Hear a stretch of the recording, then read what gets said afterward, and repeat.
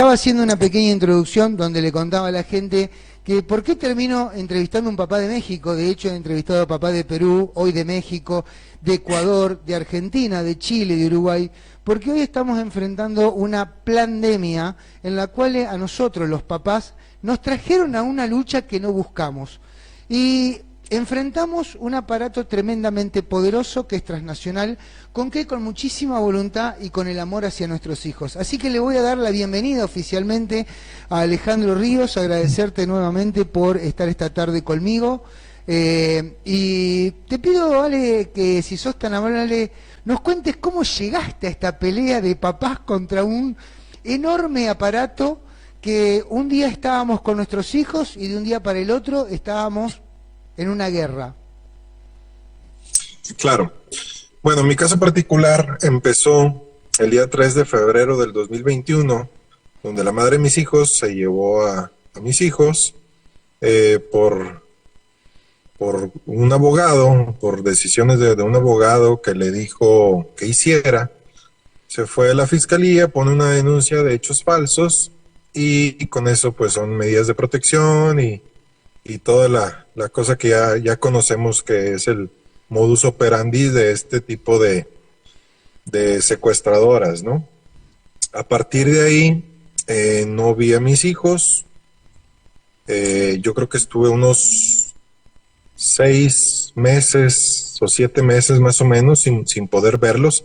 En ese inter yo tuve a mi hijo 3 meses porque me lo encontré golpeado en la casa de mis ex-suegros. En una de las convivencias no se presentaron.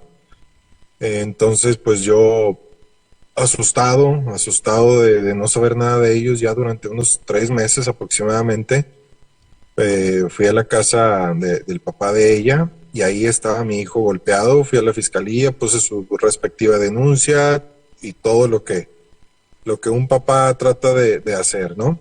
A los 3 meses de eso llegó la policía y se lo llevó y se lo regresó a la mamá. No importó que estuviera golpeado, no importó la denuncia, no importó absolutamente nada. Y eso es lo que pasa. Así tenemos ya 2 documentales en la asociación No Más Hijos Rehenes, están gratis ahí en YouTube y en Facebook.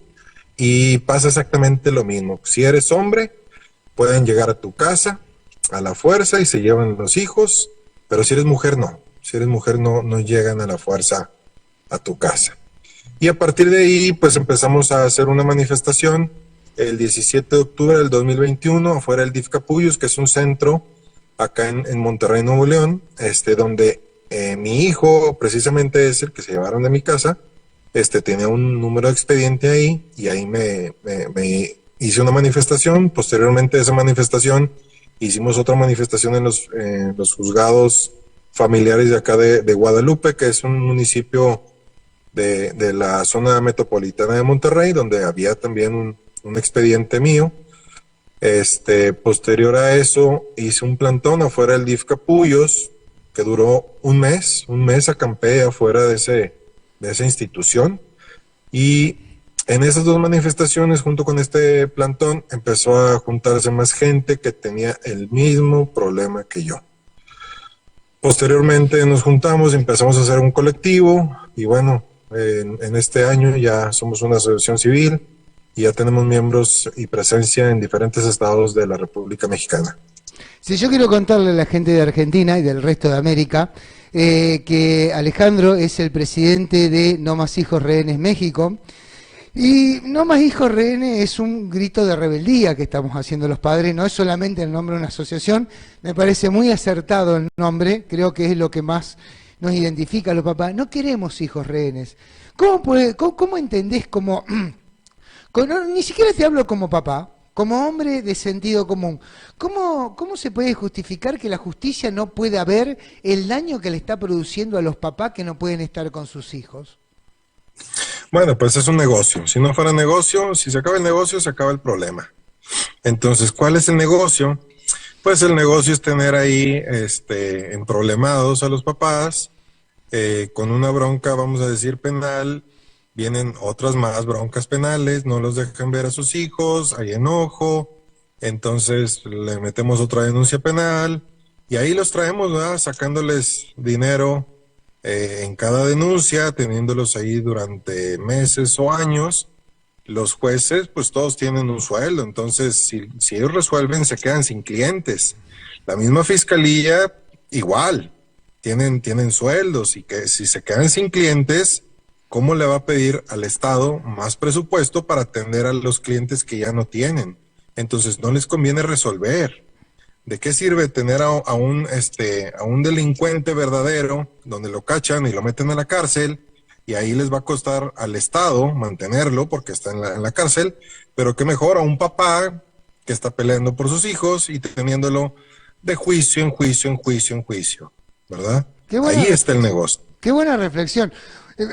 Si hay algo que a mí me ha pasado en este año, que he hecho varios ciclos, pero cuando uno entrevista a los papás, y quiero decir papás, y hubo un ciclo de mamás, porque este ya no es un problema solo de hombres, esto es un negocio del Estado, es una política de Estado que afecta a hombres y mujeres. Siempre somos más los hombres que las mujeres, pero hay mujeres también. Y he escuchado muchas cosas y he aprendido muchísimo, pero la reflexión que acabas de hacer sobre esa, que el delincuente lo agarro, lo juzgo, lo meto preso. El papá es una mercancía, va, viene, gasta, contrata abogado, paga expediente, inicios de juicio, y está siempre en una rueda sin fin. Ahora, el problema de todo esto no es que nosotros, los papás, los adultos, somos la mercancía, que ya es grave. Ahí los niños se han convertido en mercancía, y eso sí es muy grave. Es muy grave. Así es. ¿Cómo lo plantean, Alejandro, ustedes allá en México? Bueno, en mi caso particular, por ejemplo, te piden, no sé, una pensión, vamos a suponer de 120,000 pesos, entonces uno dice, oye, espérame, yo no te puedo pagar esto. Ah, bueno, pues no te dejo ver a los hijos.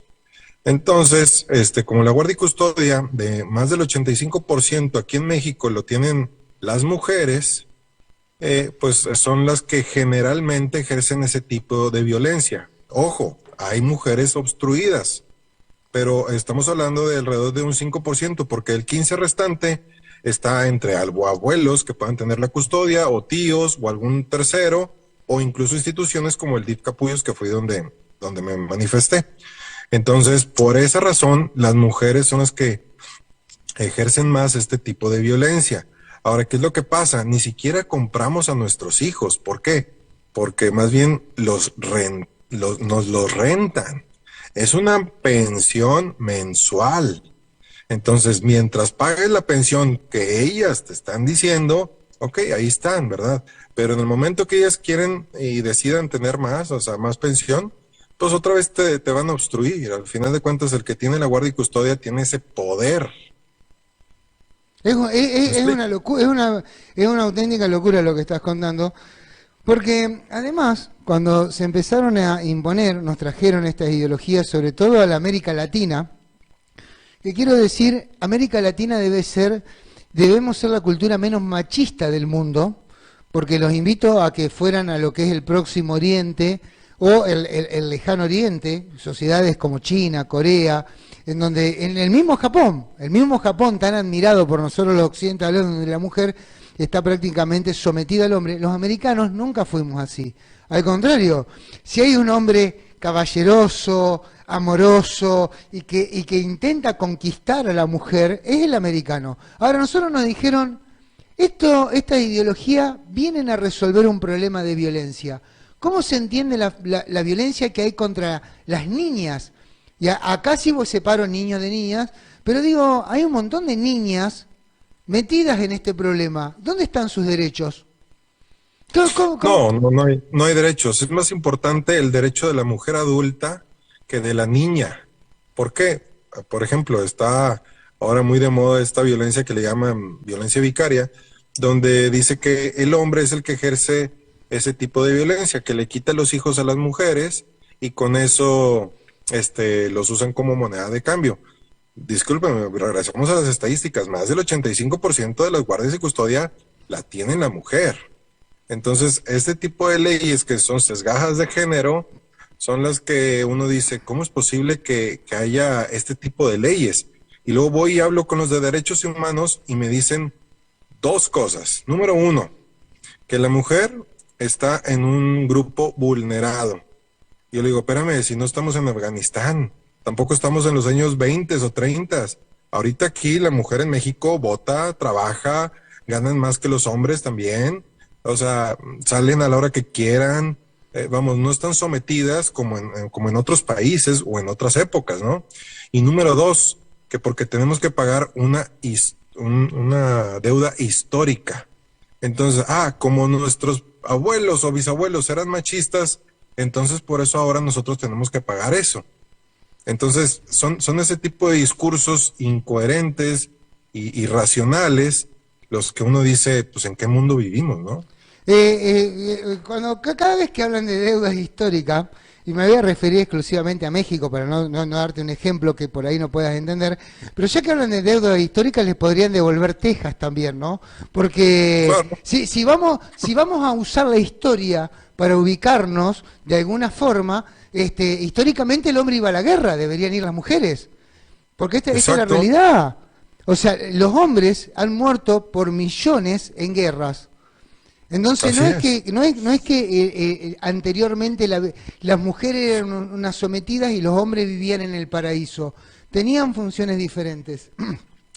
Eh, Así es. hay un caso que ha sucedido en México, no sé si ayer, antes de ayer, es muy reciente, del famoso magistrade que Sí, fue, cómo no. pero ¿por qué lo quiero tener? Se lo conoce más por magistrade que por el nombre, que lo quiero contar para la Argentina, que no es un caso muy conocido.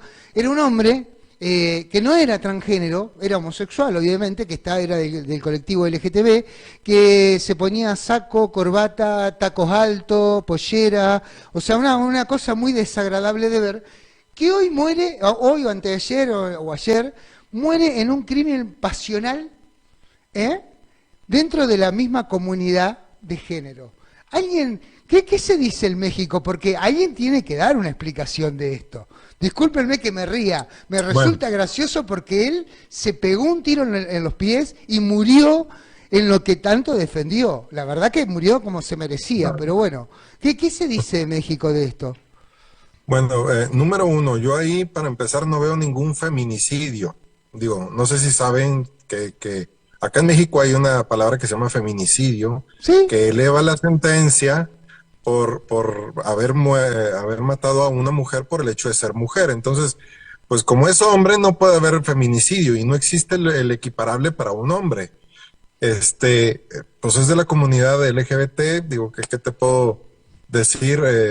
Por eso está en las noticias de todos lados, pero yo te puedo decir que hace menos de un año nos mataron a uno de nuestra asociación porque había ganado la guardia y custodia y no salía en ninguna noticias. No lo sabía, contalo, por favor. Porque es Sí, verdad, claro. no salió. Este hombre, Juan Carlos, de hecho ahí tenemos ¿cómo se llama? Una entrevista de su abogada y ahí nos explica el caso. El caso es que este hombre, después de haber tenido todo un proceso muy largo, como el que pasamos la gran mayoría de nosotros para ver a nuestros hijos, la señora se lleva a los hijos allá a Estados Unidos, este hombre gana convivencia, entonces tiene que venir a México para que puedan convivir con el papá. Después de una de las convivencias, el papá entrega a las hijas a casa de los ex suegros, regresa a casa de sus papás, que es donde vivía, y ahí afuera lo mataron. No, s- Después de haber ganado la guardia y custodia. Recordemos que cuando uno gana la guardia y custodia no se hace ipso facto el cambio. Está esperando uno la actuación. Entonces fue en ese inter donde lo mataron. Y lo mataron afuera de casa de sus papás. eh, Pero de eso nadie habla. ¿Por qué? Porque es un hombre. ¿Por qué? Porque no está en el medio LGBT. Pero si hubiera sido una mujer matada por un hombre, estuviera en todas las noticias. exactamente, es lo que te quería decir, Alejandro. No, me acabo de enterar de esto que estás contando, que se podría decir que es un escándalo, porque el asesinato a sangre fría de una persona que lo único que hace es luchar por los derechos, no solamente de él, porque son los derechos de los niños. La realidad es que los papás que estamos peleando, no estamos peleando por nuestros derechos, estamos peleando por los derechos de los niños. ¿Cuántos papás Claro. hay en este momento en México, en No Más Hijos Rehenes México? Papás y mamás. Híjoles, esa es una buena pregunta. No tenemos nada más papás y eso es lo que quiero que entiendan. Nosotros somos una asociación de padres obstruidos, tíos obstruidos, y con tíos me refiero a tíos y tías, y con padres me refiero a padres y madres, y abuelos obstruidos y abuelas obstruidas, y hermanos obstruidos, porque hay también hermanastros obstruidos, primos obstruidos, sobrinos obstruidos, etcétera, etcétera, etcétera. O sea, puede haber N cantidad de personas, no nada más de hombres, obstruidos, porque somos un movimiento familiar. En Facebook nos siguen alrededor de 18,000, un poquito más de 18,000 seguidores, en Instagram como 5,000, en TikTok como 14,000, y pues así vamos. Aquí en Nuevo León tenemos un grupo de alrededor de unos, no sé, 200, pero ya tenemos en diferentes estados alrededor de una tercera parte, un poquito más de una tercera parte de los estados de México, ya tenemos ahí delegaciones. Y eso que son una organización nueva, son nuevas, Sí, porque 2 años, quiero que sepas, yes. que 2 años para una organización ni siquiera aprendió a caminar. Acá en Argentina tenemos organizaciones de 12 años, 10 años, 14 años, y en 2 años No Más Hijos Rehenes México ha crecido muchísimo. Hay una pregunta de rigor que se trata de una cuestión de percepción. ¿Vos creés que la sociedad sabe lo peligroso que es lo que está pasando a su alrededor? Y te pongo en contexto. Hoy todos los hombres estamos en libertad condicional. ¿La gente se da cuenta de eso? Yo creo que la gente que está cercana a algún caso sí se da cuenta, pero hay mucha gente que está lejos de algún caso y a lo mejor ella no tiene ni idea. Yo no sabía nada de todo esto hasta que me sucedió.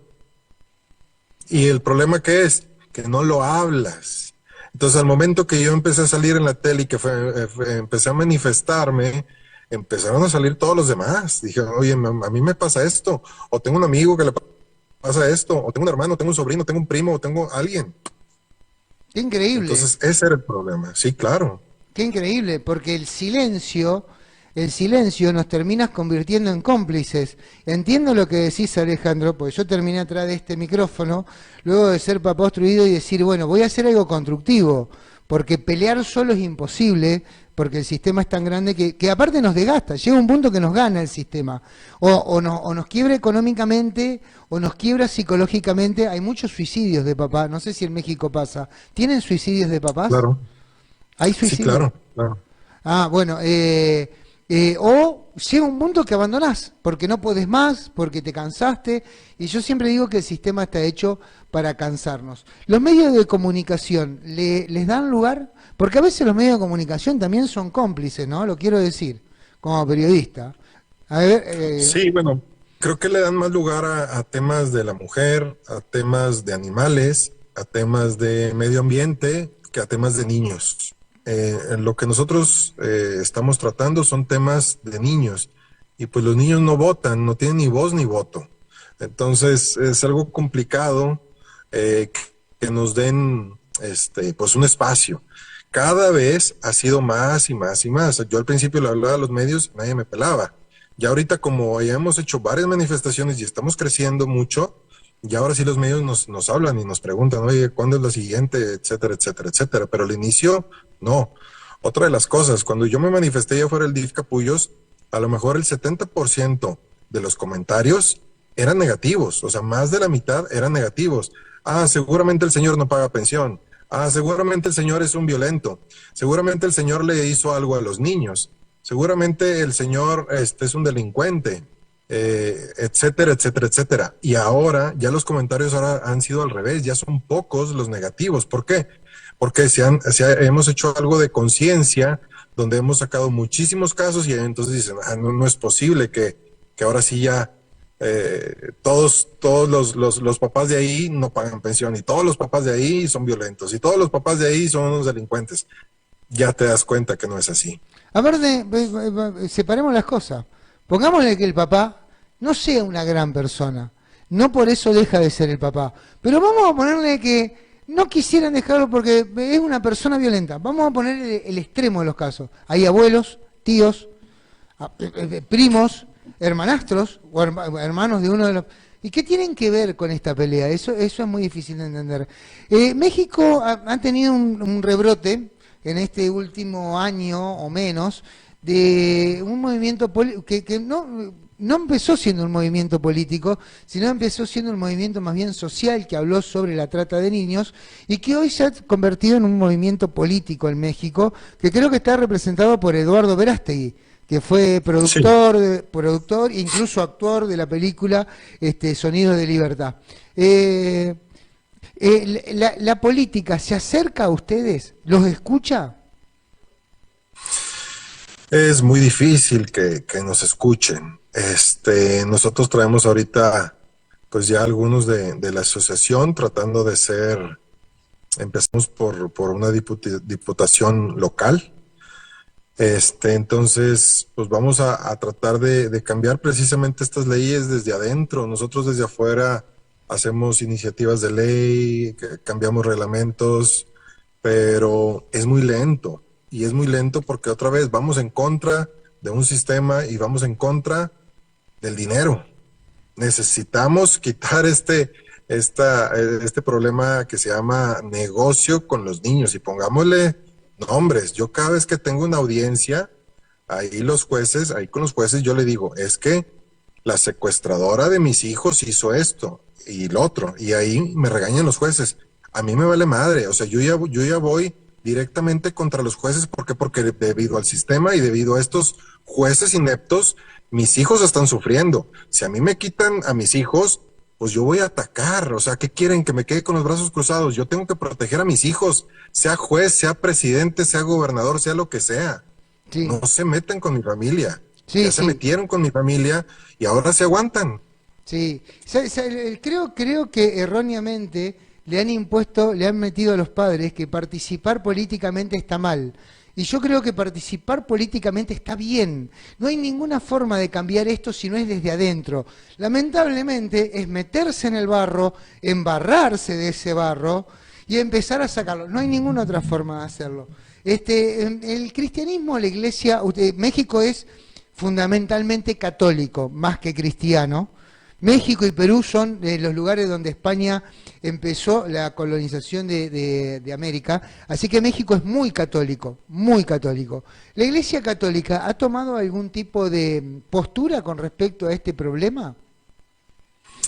Bueno, la verdad es que no saben ni qué hacer y no quieren meterse.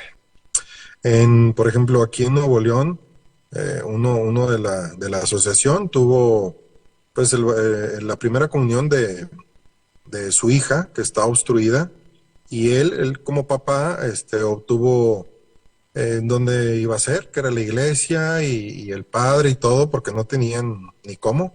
Pues a la mera hora hasta el mismo padre lo obstruyó. ¿Por qué? Porque la señora fue y dijo y esto y lo otro. Y lo mismo pasa en las escuelas. La señora va, presenta unos papeles y luego no te dejan entrar. Yo en la escuela he tenido que tener escritos hacia la SEP, que es la Secretaría de Educación Pública, y de hasta derechos humanos me he ido para que me puedan dar exclusivamente las calificaciones. Entonces, ni la iglesia, ni la educación están preparados para este tipo de movimientos. Es por eso que nosotros tenemos esa tarea de educar tanto a la iglesia como a todo lo que viene siendo el sistema de educación. Porque si no, vamos a seguir igual, obstruidos por la iglesia y por la escuela, que aquí al final de cuentas en nuestro país es algo que sí tiene algo de peso, ¿no? Sí. Más personal esta pregunta, no tan general. A Alejandro Ríos, el papá, ¿cómo lo hace sentir estar lejos de sus hijos? Mira, yo creo que el principal sentimiento es una impotencia de no poder protegerlos. Si la madre de mis hijos fuera vamos a decir, una buena persona, para empezar no obstruiría. Ese sería el primer concepto, ¿no? Si una persona ya está obstruyendo el vínculo con el papá, pues no puede ser una buena persona, o sea, desde ahí.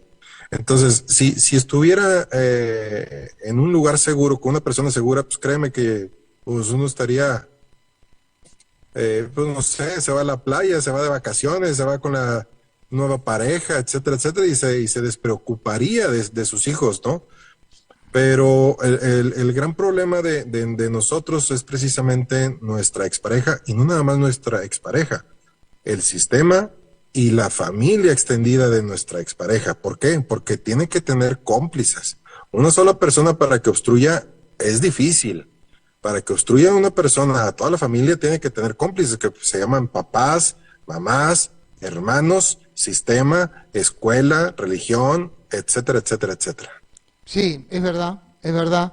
Los que están alrededor del obstructor son tan perpetradores de la obstrucción como el que la ejecuta. Eso es muy cierto. Bueno, y cuando vos vas y enfrentás los jueces, tal como lo contaste, qué te responden? Porque algo te tienen que decir. Claro. Bueno, pues al inicio sí respondían así como que medio drástico y medio fuerte, ¿verdad? Pero, pues oye, si ellos me pueden hablar fuerte, yo entiendo que son autoridad, pero es que no hay nadie por encima de mis hijos. O sea, por más que sea la autoridad, yo voy a tener que luchar y voy a tener que mentarle la madre si es necesario, si estoy viendo que le están haciendo daño a mis hijos. Creo que es natural eso, ¿no? La última juez me regañó, pero de una forma muy tranquila y muy respetuosa. Entonces, pues qué bueno que ella, vamos a decir, lo tomó de esa manera. Y yo por mi parte, cada vez que tengo una audiencia, voy a tener que decirle que es una secuestradora, porque eso es lo real, o sea, no hay más, no voy a andar mintiendo. Yo tengo que decir la verdad. Dice, pues es que era una secuestradora. ¿Por qué? Pues porque no me dejas ver a mis hijos. ¿Por qué? Porque estás pidiendo un rescate. Exacto, exacto. Bueno, México culturalmente, históricamente, culturalmente, México ha dado muchísimas figuras. Y esto ha empezado a tocar algunas cuestiones que no tienen que ver con los niños, pero sí con las falsas denuncias, a cierto nivel de personas que antes no sucedía. Y esto de alguna forma a las personas conocidas de México, hablemoslo de colectivos de escritores, actores, personas de la farándula mexicana, de la cultura, ¿saben lo que está pasando? ¿Se expresan con respecto a esto, Alejandro? ¿Les prestan algún tipo de solidaridad, aunque sea? A los que les ha pasado, sí, pero durante un tiempo, que es mientras están obstruidos. Siento yo que hace falta gente comprometida que ataque este problema de raíz y que a pesar de que resuelva su situación, siga en esta lucha. Eso Eso es sí, lo que siento yo que ha faltado en mi país y en muchos países, ¿no? acá Porque también. si al final de cuentas yo, por ejemplo, en estos momentos, pues sí, ya veo a mis hijos. Y a lo mejor mis hijos quieren verme y me quieren como papá no tengo el problema de otros de la asociación donde dicen, es que tú no eres mi papá es el esposo de mi mamá. O es que yo no te quiero ver y no quiero ver ni a tu mamá, ni a tus hermanos, ni a nadie. Claro. Entonces, debemos de estar en esta lucha aún y que hayamos resuelto nuestros problemas personales. Claro, porque el problema ya ha dejado de ser personal para convertirse en una problemática social.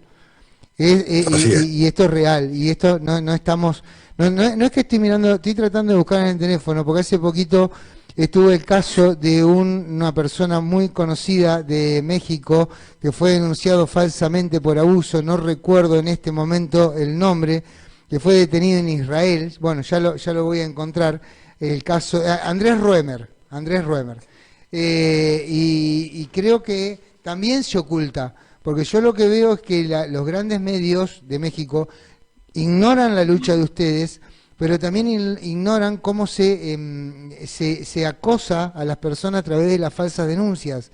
Porque la raíz de todo esto son las denuncias falsas. Y a mí me extraña mucho, y quiero decirlo que yo no conozco México, nunca fui, me encantaría ir, pero conozco muchísima gente de México, divina gente, que tiene mucho sentido común a la hora de hablar, como pasa hoy con Alejandro, que podemos sostener una charla muy didáctica, Sin embargo, es una sociedad atravesada por este problema. Alejandro, ¿a dónde radica que no se pueda solucionar? Más allá que sabemos que es una cuestión de negocio. Hay un negocio, está perfecto.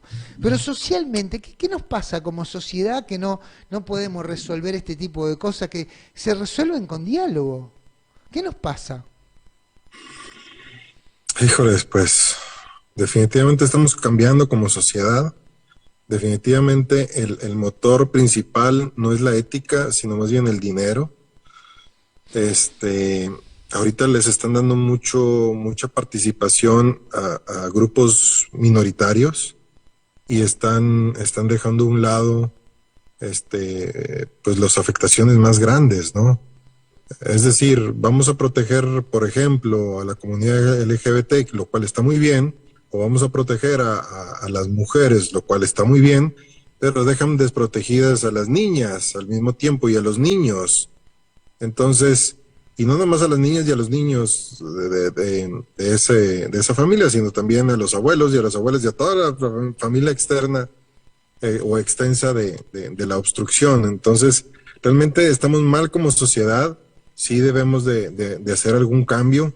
Y bueno, pues como bien dices, o sea, mucha gente dice que no es buena la política y que pues hay otros como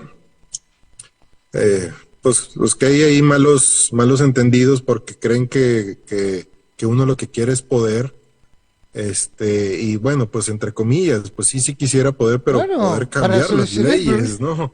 O sea, es el yo poder me para dedico a la solucionar. construcción, no tengo nada que ver con abogados ni nada de esto, entonces, pues mis ingresos vienen de otro lado, ¿no? Lo que sí te puedo decir es que si no cambiamos estas leyes, van a seguir obstruyendo y va a seguir este problema con los niños, pues siempre, hasta que se cambien las leyes. ¿Estas leyes están diseñadas para terminar con la familia, Alejandro? ¿Vos creés que esto ataca directamente al núcleo familiar como concepción? Estas leyes están diseñadas para obtener dinero, para que los abogados obtengan dinero, para que los jueces obtengan dinero, los magistrados, los MPs y además el presupuesto de cada institución que tenga que ver con esto, por ejemplo, la Fiscalía General. Y luego todavía son cínicos porque dicen, bueno, a ver, nosotros tenemos 10,000 casos, entonces, a ver, Estado, dame el presupuesto y luego todavía me empiezan a decir, no, pues ahora dámelo para 15,000. Y órale, pues necesitamos más delincuentes, vamos a crear más delincuentes. ¿Cómo? Pues creándoles problemas y ahora vamos a ponerles más denuncias y a crear más pues, delincuentes, así tal cual, ¿no? ¿Por qué? Porque de esa manera pueden pedir más dinero al Estado. Si se quedan sin clientes, como bien dije, pues ¿qué van a poder decirles? Oye, es que necesito dinero para computadoras, para luz, para MPs, para unidades, vehículos, para el edificio, para la renta, para agua, etcétera, etcétera, etcétera, ¿no? Sí, es increíble porque hace 30 años no pueden resolver el problema del narcotráfico y no es que los narcotraficantes los tienen que ir a buscar abajo de la tierra, saben dónde están y no lo pueden resolver, sin embargo persiguen padres, porque creo en el fondo que la justicia ha dejado de perseguir delincuentes y persigue disidentes, todos aquellos que pensamos diferente del sistema. Esta es tu nota, no la mía, pero quiero decirte que hace poco José Luis Ariego, un abogado de España, me dijo, la justicia no puede perseguir delincuentes, porque los delincuentes son los que están en el poder. Ellos no se pueden perseguir a sí mismos. Alejandro, se nos empieza a terminar la entrevista. Y a mí me gusta siempre que el invitado nos deje un mensaje. Y siempre cuento que este pequeño programa, que lo hacemos desde el interior de la Argentina, pero desde el interior del interior, porque no solamente estamos lejos de la capital, sino que estamos dentro del estado o provincia, estamos en una ciudad que está lejos de la misma capital provincial. Y sin embargo lo hacemos con mucho amor, pero me gusta que el mensaje final siempre, siempre lo deje el invitado. Si vos tuvieras que hablarle a la sociedad, ya no le hablás a Héctor Cardoso, y no le hablás solo a la sociedad mexicana, le hablás a la sociedad mexicana, argentina, peruana, boliviana, mirá la presión que te meto. Pero le tenés que decir algo. Alejandro Ríos, ¿qué le diría? ¿Cuál sería el mensaje de Alejandro Ríos para construir una sociedad mejor? Bueno, mi mensaje principal sería involúcrense. No se vale de nada quejarse y vas y le gritas y le mentas la madre al gobierno y a la misma hora no te involucras, porque pues eso es prácticamente ir a llorar y esperar ahí como hacer un berrinche. No se trata de eso, hay que involucrarnos, hay que levantar la voz, hay que hacer protestas y hay que involucrarse definitivamente en la política. ¿Por qué? Porque precisamente por eso estamos así, porque no nos involucramos. Y como los delincuentes, si se involucran, pues van a hacer pues, más delincuencia. Así de simple. Qué bueno, cortito, pero simple. Gracias Alejandro por estado esta tarde conmigo. Me gustaría que antes que nos despidamos vos le cuentes a toda la gente que nos ve cuáles son las redes de No Más Hijos Rehenes México, porque debemos apoyarnos unos a otros, así que contale, tenemos todavía tiempo para que le cuente a la gente las redes de ustedes. Muy bien, nosotros estamos en Facebook como No Más Hijos Rehenes. El logo es amarillo con un corazoncito así rojo, unas manitas de papá y de mamá. Entonces, perdón, de padres, un padre, una mamá y un hijo, o sea, una manita grande y una chiquita. Ahí nos pueden buscar también, tenemos en diferentes estados de la República, entonces van a ver más de uno. También estamos en TikTok, estamos en YouTube, estamos en Spotify, estamos en Instagram y no recuerdo alguna otra por ahí. Bueno, pero Entonces en cualquiera de esas redes, como No Más Hijos Rehenes. Instagram, es más, yo los contacté a ustedes a través de Instagram, Sí. y bueno, hoy nos seguimos. Bueno, Alejandro, la verdad que te agradezco el tiempo que me brindaste, veo que te tuviste que meter hasta el auto para poder hacer la nota. En México hay Sí. 3 horas menos, quiero agradecerte y quiero decirles a ustedes, los mexicanos, que tienen un país hermoso. Gracias por habernos brindado esta entrevista y ojalá todos entendamos que tenemos que involucrarnos para poder terminar con estos problemas. Ha sido Alejandro Ríos, presidente de No Más Hijos de Rehenes México, que me ha acompañado esta tarde. Ha sido un verdadero placer, Alejandro. Muchas gracias. Un saludo. Un saludo, hasta luego.